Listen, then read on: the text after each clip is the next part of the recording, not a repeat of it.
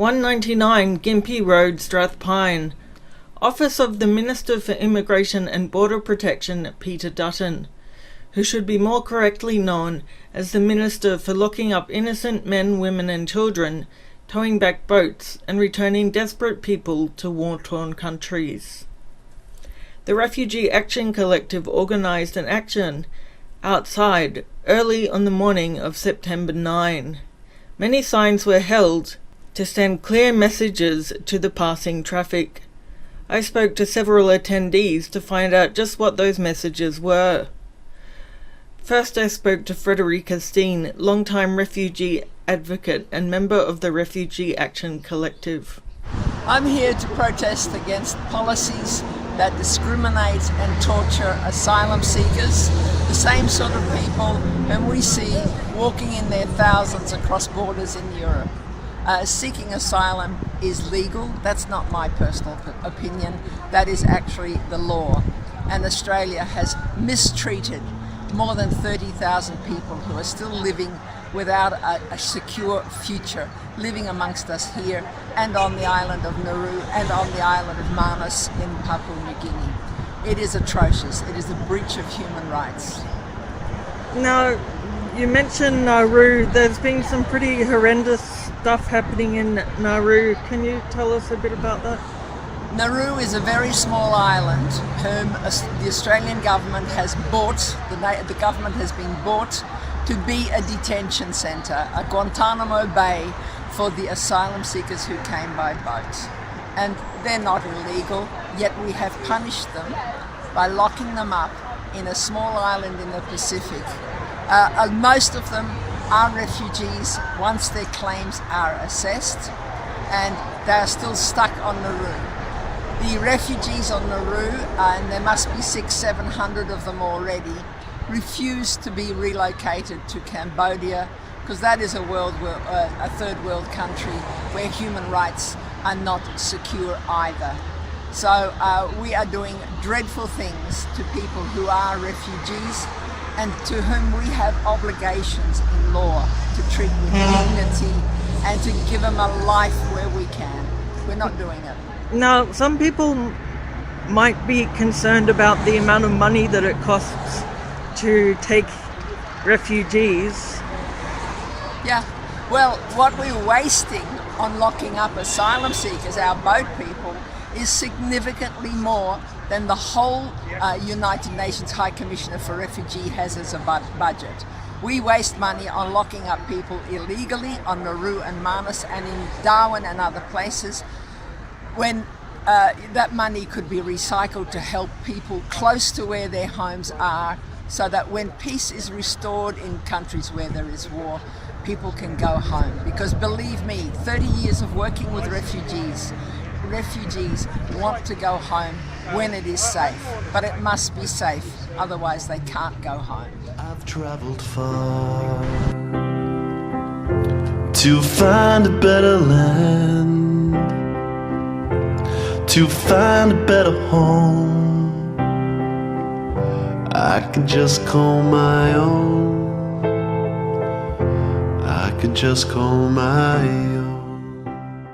Barry Welch. I'm the Deputy General Secretary of the Queensland Teachers Union, and I'm here because the Teachers Union strongly supports refugees, and we've been also supporting Mosgan Shamsalipur, who's a student from Yeronga State High School, who's been taken to detention in Darwin and separated from her husband. So we're taking a view very strongly that the government should be allowing refugees in and allowing children out of detention. And we're also very concerned that teachers in offshore detention centres are actually facing jail if they report abuse of students. Can you tell me about some instances where there have been abuse of students? Well, it's very difficult because while there have been reports of abuse in the media, and there's been some pretty horrific stories, the teachers are not allowed to report abuse. Whereas in Australia it's mandatory to report abuse, but in those places if you report abuse then those people face a jail term. Have there been any teachers who've spoken out anyway? Not yet, and of course that's part of the problem. And what about teachers that work on onshore detention? Well, many of our teachers, of course, work with refugee students, and there are teachers, of course, working in places like in Darwin, at the detention centre there, but also in Queensland we have teachers who are working in schools such as Milperra, Yeronga, and a whole range of schools that have students who are either in the community or some are still in detention, as Mosgan Semselipur was at the Brisbane Information Transit Accommodation Centre, and she was escorted to school each day, as were other students, by guards. Now, the way that Mosgan was taken from Brisbane to Darwin was pretty horrific. Can you talk about that? Yes. Well, according to her husband, Millard, Mosgan was taken by force from the accommodation centre where she was held in detention and forcibly removed. According to him, her hair was pulled and she was basically suffered some injury and pain as she was removed. But that, of course, is the view that he was given by others who were witnesses. There is certainly concern at the way in which she was treated, the fact that nobody was notified. To my knowledge, the school still hasn't been notified of what has happened to her. There has been no paperwork provided by the department that was responsible. And has anyone heard from her in Darwin? Yes, some teachers went to Darwin to see her and work with her on her education program because she is completing Year 12, and they have been able to go up there and provide her with a program which will allow her to complete the Year 12 studies under the Queensland system. Great, thank you. I fled with my life on a minefield track. Now I have nothing but the shirt on my back. Mark Gillespie from the Refugee Action Collective was another attendee. He says there needs to be a complete change of attitude to Australia's approach to refugees. Rather than the cruel deterrence policies, we're saying Australia needs to recognise that people are fleeing persecution, fleeing war, fleeing unbearable circumstances, and then Australia, rather than locking people up and pushing them away from our shores, that we should be welcoming people, we should be helping people. The Abbott government has offered to take 12,000 refugees from Syria. However, Mr. Abbott has not identified a time frame for the places to be filled. The government actually cut the intake from 20,000 to about 13,000 when they got into power. What we're calling for is a massive increase in the intake, much more than 20,000.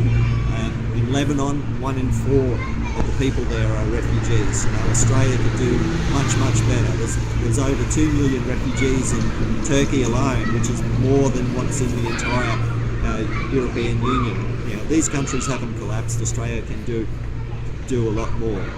And the other thing we're saying is it shouldn't be discriminatory. Tony Abbott's talking about prioritising persecuted Christian groups in the Middle East. There's millions of people that have fled. Everybody it should be based on people's needs, not on their religion. I read him say that Christians are the most persecuted group in the world. Well, I'd say that's an exaggeration. Most people think that the Rohingyas, the Muslim Rohingyas in Burma are the most persecuted group.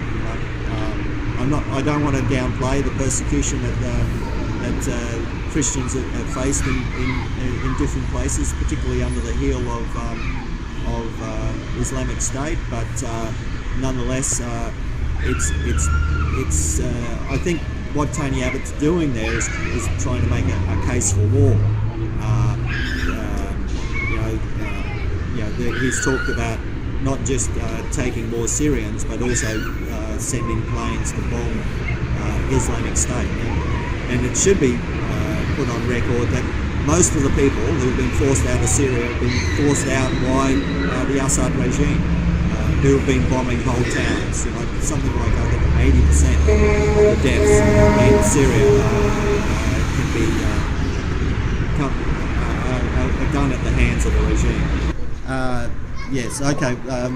We think the Syrians in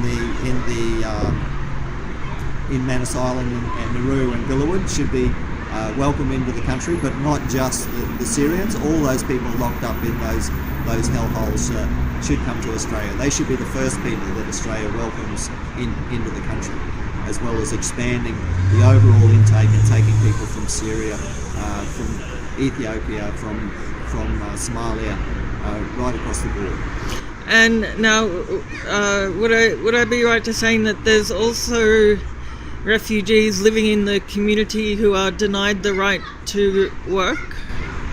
Yes. There's something like 30,000 people have been living in the community now for 2-3 years, and they haven't had work rights, haven't been able to put in an application. They're now being changing. Sometimes they're given work rights, but they're given no legal help, and they're allowed to make an application, but they're given no legal help. And I know one man, for example, who's got 3 months work rights. He needs to employ a lawyer to help him make the application. That's going to cost about $5,000, and he just can't. With only 3 months work rights, he can't afford a lawyer. You know, if he had more time, you know, he could go into debt and pay for a lawyer to help him make the application. It's disgusting that the Abbott government is just leaving people without legal help. There's going to be a lot of injustice happens there. People are not going to be able to make their application the way they need to. You know, they don't, because of the English difficulties, etc. And what do you think of the Border Force Act? I think it's about hiding the human rights abuses. It's about hiding the physical abuse, the sexual abuse, the medical neglect that we've already seen. You know, that has already been exposed on Nauru and in Manus Island and in other places. You know, the government is trying to threaten teachers, social workers, doctors from speaking out about what they've seen. But I don't think it'll work. But that's what it's about. It's about hiding from the Australian public the inhumanity of their policy. What do you think about Peter Dutton? I don't have a lot to say about him personally. I think, you know, he could resign. Well, we got rid of Scott Morrison, but we got Peter Dutton. You know, it's more of the same. It's about changing the whole approach. You know, the whole policy has to change. It's not just who administers the policy. It's the policy that has to be changed. The ministers fight and gamble on lives.